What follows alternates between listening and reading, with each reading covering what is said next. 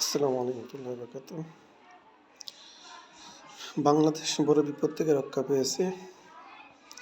আরও সামান্য কিছু দেরি হলে বাংলাদেশকে ভারত গ্রাস করে ফেলত, দখল করে ফেলত।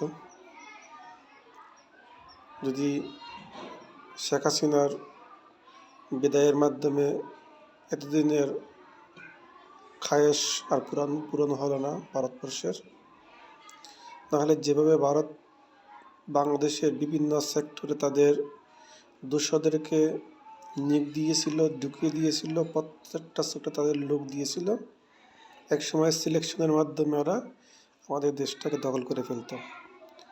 সেই আশা আর পূরণ হলো না। সেই আশায় ঘুরে বালি হলো শেখ হাসিনার পতনের মাধ্যমে। যাক, আল্লাহ আমাদেরকে বড় একটা বিপদ থেকে বাঁচিয়েছে, না হলে অনায়াসে ভারত আমার বাংলাদেশকে গ্রাস করে ফেলত।